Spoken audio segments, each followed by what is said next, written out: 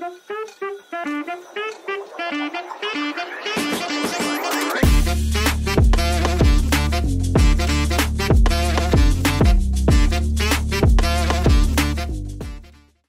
up guys, welcome back to Fancy Goldfish Fanatics. Now today you're probably thinking from the title and thumbnail, oh my god, what is he adding to the Goldfish Mega Tank? This tank is just for Fancy Goldfish and Oranda specifically, and the Oranda have been doing absolutely amazingly. I'm really happy with them. And you're probably thinking, why on earth are you adding a new species to the Goldfish Mega Tank?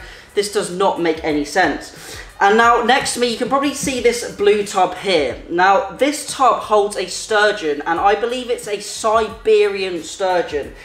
And this fish is actually going to be going into the Goldfish Mega Tank. Now before you keyboard warriors start putting some comments down below saying that fish is going to get ginormous, that fish cannot be put into an aquarium, you definitely can't house that with goldfish, etc, etc. Let me tell you a quick backstory on it, and then I'm going to start getting it acclimated to the tank.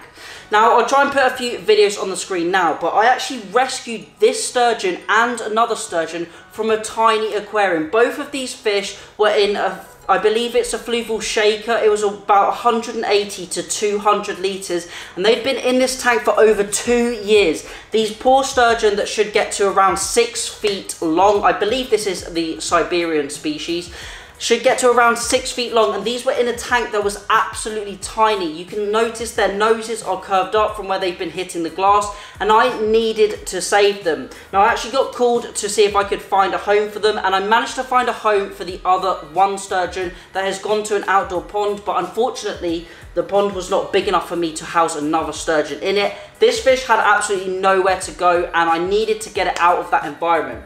And that is why I'm going to be adding it temporarily to the Fancy Goldfish Mega Tank. Now, I've done a bit of research, and I do know about sturgeon. I have actually a little bit of experience with keeping them for my customers' ponds, but this fish is actually going to be going into the Goldfish Mega Tank because it is a much bigger environment for it until I can find a home for this fish. Now this fish should reach around 6 feet in length, I believe, from memory. I don't think it's going to get much bigger than it is. It may do, but I believe it might be stunted because it has been in that tiny tank for over 2.5 years. Now these are really peaceful fish. They can live with goldfish and with koi absolutely fine. I'm going to add him to the mega tank, and I am going to keep an eye on him. Now I do have somewhere I can put him immediately, but I wasn't 100% on doing it because the pond he could have gone into was unfiltered and just a large stagnant body of water, and I really did not want to risk this absolutely beautiful fish from potentially dying in that environment.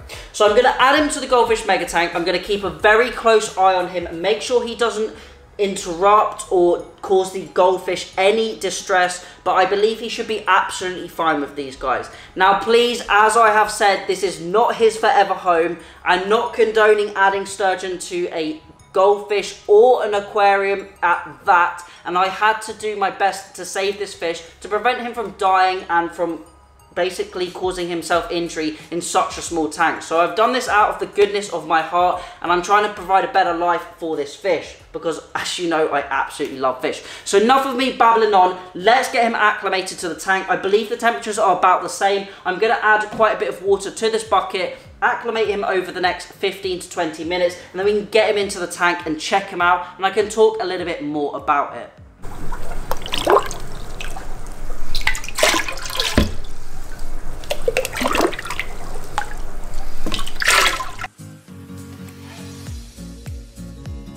Now our sturgeon has been acclimating over the past 15 minutes. As you can see, I got a few jugs of water, added it to the tub, waited a few minutes, then I did a few more jugs, etc, etc. Now I wouldn't normally do this sort of acclimation, but because this fish is so big and he is in a large box, I believe it's around a 45 litre tub, maybe 50 litres, around that approximately.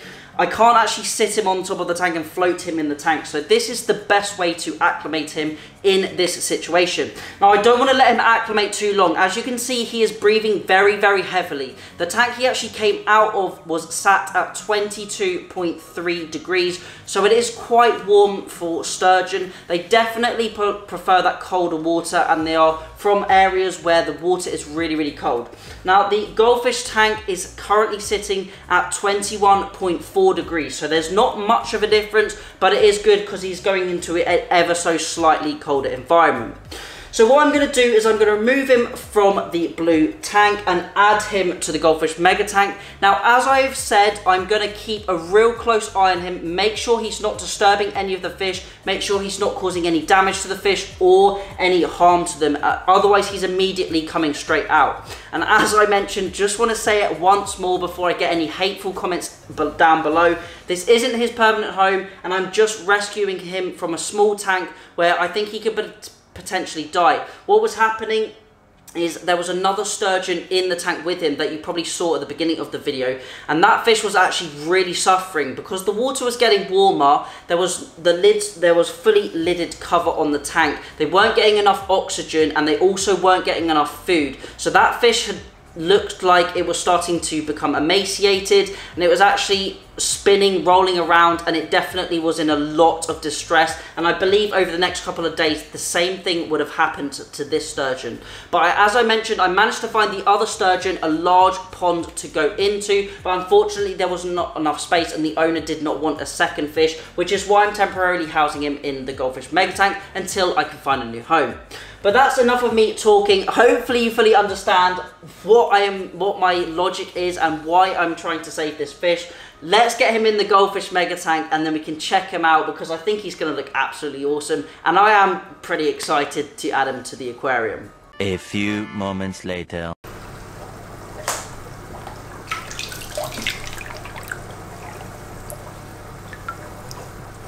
We now have our new Siberian sturgeon in the Goldfish Mega Tank right behind me. I can calm down a little bit. I was a little bit stressed for this fish because I did have to go and pick it up.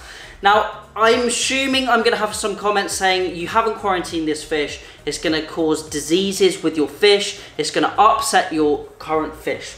Now, I've taken all of the precautions I can.